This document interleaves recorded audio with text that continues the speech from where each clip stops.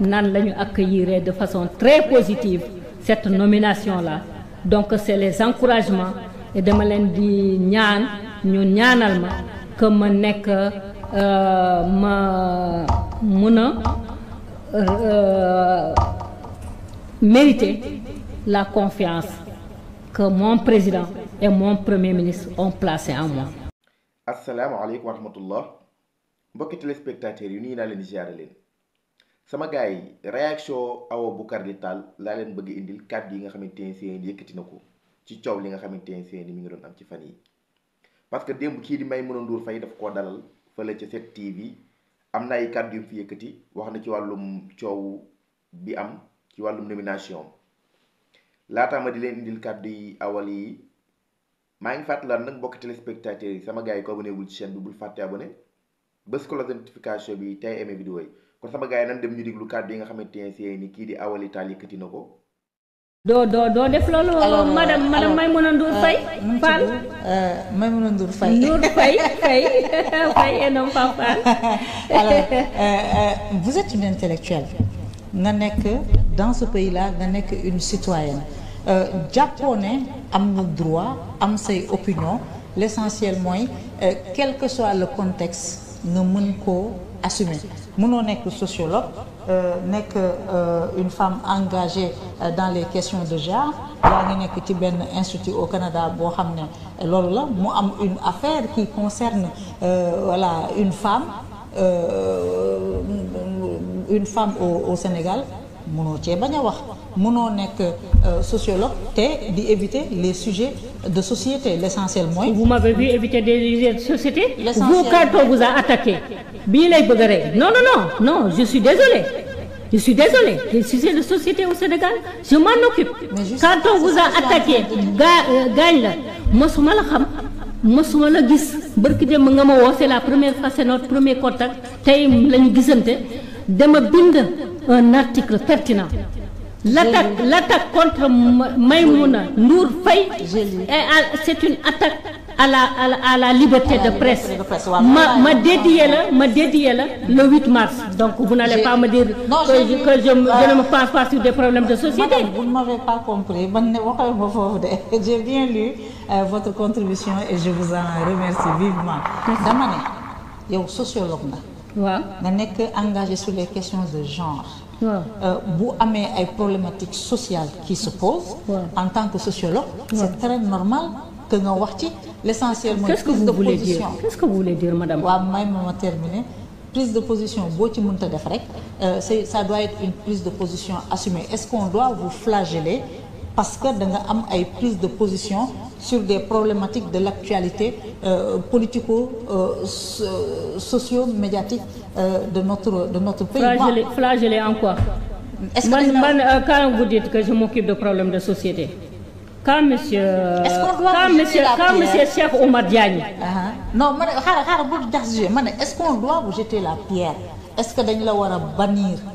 Est-ce que dañ la war a flageller parce que dans des moments T jël nga def nga des prises de position sur des problématiques sociales en tant que sociologue. Je prends toujours des positions sur les problèmes sociaux. Je ne prends pas sur tout parce que j'ai pas cette grande capacité là, bien que j'en fais énormément, n'est-ce pas? Vous avez vu le nombre d'articles que j'écris sur des sujets très divers. Je n'ai jamais, Madame Maïmouna Ndour Faye, je n'ai jamais écrit sur l'affaire Adji Sarr, si c'est là où vous voulez en venir. Je n'ai jamais écrit là-dessus. Ce que j'ai dit, c'est dans une télé de Madame Oumy Thiaré, n'est-ce pas? Xawma ci dara. Ñoom ñaar ñoo xam. Vous n'avez jamais écrit sur ça. Non man waxuma loolu man dépassé naa waxu Adji Sarr dama ne. Mais qui me flagelle sur quoi? Je ne vous comprends pas. mais réseaux sociaux yi kan la ñu flagellé wu. man je vous ai défendu ma ne leen pourquoi ñuy attaquer toujours Maïmouna Ndour sur sa chevelure sur son teint sur sa façon de parler mais toi on te flagelle régulièrement. Non mais je ne suis pas l'invité une prochaine fois je vais être votre invité et comme ça on va. Mais vous dites pourquoi je peux être flagellé. Oui waaw maa ngi lay déglu kay. waaw maa ngi lay déglu. yow. dañ la nommé CNRA. waaw nga nekk jigéen. waaw ñu reproché la say prise de position antérieure. waaw parce que yow sociologue na. waaw mënoo nekk sociologue. waaw nekk ci mbiru genre. waaw nekk chercheur. waaw doo jël des positions ci li nga xam ne moom mooy les débats dans notre pays. waaw est-ce que nañu la pour autant flageller sur ça? Si vous ne m'écoutez pas, vous n'allez pas comprendre. J'ai bien compris voilà. Votre question. Voilà. Mais je dis qu'aujourd'hui, avec les réseaux sociaux, avec la petite tablette que la personne tient dans une main, on dit tout et n'importe quoi. On attaque tout le monde. Un pays comme le Sénégal, où les chefs religieux ne sont pas épargnés, ce n'est pas une sociologue qui va être épargnée. C'est tout à fait normal. Je suis au devant de la scène, je prends mes responsabilités quand il faut se prononcer sur divers sujets qui n'ont rien à voir. Alioune Badara Cissé meurt, je lui fais un hommage. Qui Diouf qui n'est pas sur sport, il meurt, je lui rends un hommage. Cheikh Oumar Diagne qui sape le travail du président. Je le dénonce, j'écris et je publie, n'est-ce pas? Une journaliste comme Maïmouna Ndour Faye est attaquée physiquement. Je prends ma plume, j'écris. Pour dénoncer l'état de la société. Voilà, pour analyser. Dénoncer l'état de la société. Donc, waruñ la flageller ci loolu. C'est normal que je ne peux pas quand même échapper à quelque chose auquel personne n'échappe à Maïmouna Ndour. Voilà, non, personne n'échappe. Xam nga nag boo jëlee exemple ci man rek da ngay am. Non, c'est pas toi seulement. C'est les chefs religieux, c'est les journalistes. Man, je suis un bon exemple pour ça. Vous avez raison de dire que moi aussi je le subis, mais sauf qu'aujourd'hui il ne s'agit pas de ma personne, il s'agit de vous. Mais on ne m'a pas seulement flagellé, on m'a félicité, on m'a encouragé, on m'a dit que vous méritez ce poste, on m'a dit que vous méritez même plus. Il y a des gens qui m'ont envoyé directement énormément de gens, madame. Des témoignages. Énormément de gens. Pour féliciter le président par rapport à cette nomination. Légui, vacarme bi jóg na ba mu xaw a créer une crise politique de 48 heures mu am ñoom ci ñii di kaas ñu ne da nga war a démissionner da nga war a mettre le président de la République à l'aise da nga war a démissionner lan nga leen di wax. dégguma loolu man kenn waxuma dama war a démissionner. Non man. Mais si on te l'a dit c'est à toi qu'on l'a dit, moi on me l'a pas dit. Ah sama tukulóor bii nag ak a jóge madame Tall non ma ne xam nga man je rencontre. Tu vois yaa ngi def affaire ethnicisme ma naan tukulóor bi.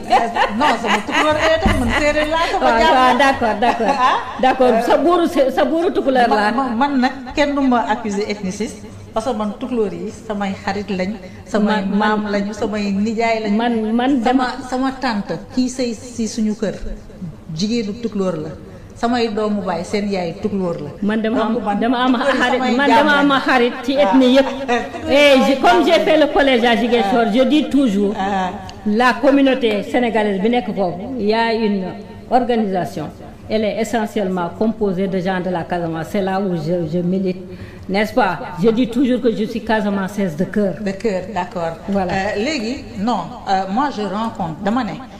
ñoom xale yii di kaas bokk ci parti bii di Pastef ñu ci bari dañu def ay publication di kaas ñu ne da nga war a démissionner pour mettre à l'aise le président de la République. Ban conception nga am ci sa mission bu tax nga jàpp ne war nga dem continuer li nga xam ne moom mooy sa mission au sein de est-ce que moi je crois que le Premier ministre a été clair. Le Premier ministre a dit que c'est pas ces contestations-là qui vont déterminer les changements. De la même façon que moi, c'est pas ces contestations-là qui vont déterminer mon changement.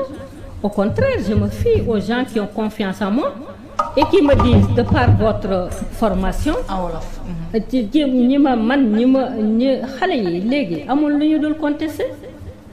mais contestation yooyu du tax yow nga décliner cette nomination du président de la République. dama ne man le président de la République et le premier ministre, d'ailleurs j'en profite pour les remercier de la confiance qu'ils ont placée en moi.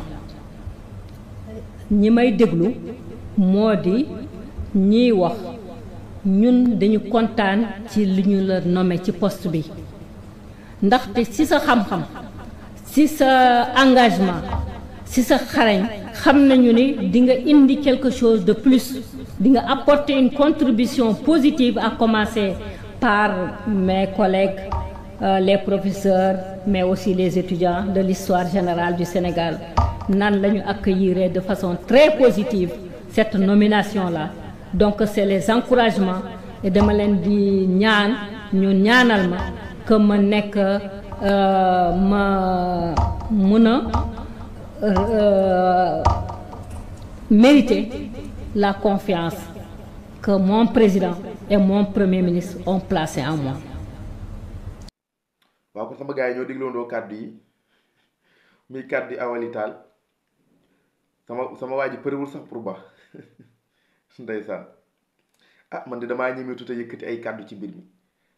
nee na ndagam nañ ko ñaanal confiance bi nga xamante ne seeni président am na ko ñoom ak premier ministre mu continuer kon ñi ngi koy ñaanal loolu ndax nee na moom déggut kenn ku ko wax ne waruñu koo nomee nee na moom li mu dégg mooy ñu koy félicité ak di ko wax ne ko dangaa yeeyoo poste bi moom nee na loolu la dégg.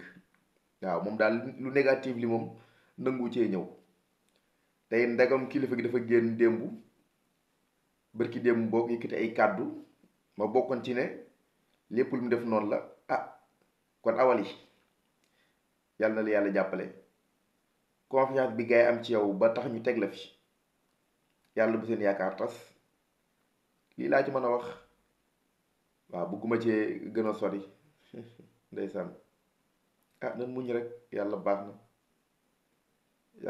na kon sama gars yi kàddu yi Awali yi laa leen bëggoon a indi rek ñu gis li nga xamante ne seen mooy réaction bi nga xamante ne seen def na ko suñ paree ñu maanu ci di fàttali nag mbokk téléspectateurs yi sama gars yi ko abonné gul ci chaîne bi bul fàtte abonné bés cloche de notification bi tey aimé vidéo parce que day jàmm solo kon sama gars yi ba beneen yoon ci beneen vidéo merci beaucoup.